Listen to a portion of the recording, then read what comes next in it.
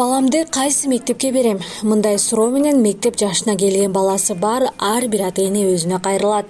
Себеби сапаттуу билим берүүчү мектепти тандоо менен алар баласынын мындан аркы кадамдарынын ийгиликтүү болушуна шарт түзөт. Жоопкерчиликтүү чечим чыгарууда ата-энелер бир топ тоскоолдуктарга туш болору талашсыз. Silk Road эл аралык мектеби тарабынан уюштурулган билим берүүнүн негиздери аттуу семинарга чогулган катышуучулар мына дал ушул маселелерди чечүүнүн жолдору менен таанышышты. It's been very challenging for parents. Бүгүнкү семинардын башкы максаты ата-энелерге балдары үчүн мектепти тандоого жол көрсөтүп, сапаттуу билим бере турган мекемеге токтолууга жардам берүү болуп саналат. Себеби азыр жогорку окуу жайга тапшырып, ийгиликтүү карьера курууга жетишсиз билим берген мектептер көп. Бишкектеги билим берүү рыногу атаандаштыкка бай, бирок бул дайыма эле сапаттан кабар бербейт. Билим берүү мүмкүнчүлүктөрүнөн башы айланган ата-энелерди дагы көп жолуктурабыз. Бишкекте жалпысынан 187 менчик мектеп бар. Алардын ар биринин билим берүү системасы ар башка сезилгени менен окшош жактары дагы көп экенин байкоого болот. Бул критерийлер ата-эне жана балдардын чечимине таасирин тийгизет. Бүгүнкү семинарда катышуучулар мамлекеттик же жеке мектептерде тил курстарын кошо окутуу туурабы же эл аралык мектепке өткөн жеңилби? Мектепти тандоодо эмнеге көңүл буруу керек? Кайсы мектеп керектүү билим бере алат жана кимдер жөн гана куруу убадаларга ишендире тургандыгы тууралуу дагы маалымат алышты. We are a Kyrgyz-German family. Биздин үй бүлө интернационалдык кыргыз-немис үй бүлө. Жана биз үчүн балдарыбыз эки тилде сүйлөшүү маанилүү. Ошондой эле мектепти аяктагандыгы тууралуу күбөлүктүн эл аралык деңгээлде таанылышы маанилүү. Себеби балдарыбыз Германияда билимин улантышы мүмкүн.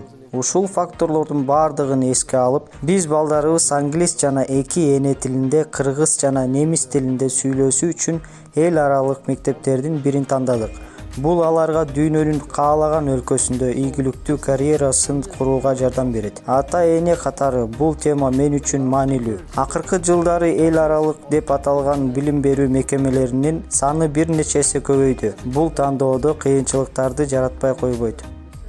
Чет тилин билүү заманбап дүйнөдө ийгиликке жетүү үчүн биринчи орунда турат. Кээ бир ата-энелер балдарын кенедейинен эле башка тилдерди үйрөтүүчү курстарга беришет.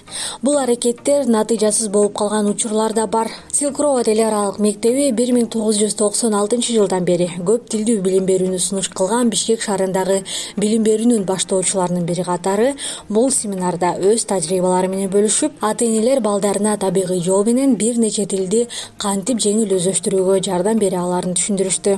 Биз мектепке балдарды берип атканда ошо туура мектеп тандашыбыз керек экен да. Ошо чындап эле айткандай, ушу международный стандартка туура келиш керек экен да. Эмнеге дегенде дагы бир жыл чирятит эткенбиз жана англис тилин үйрөнүш үчүн.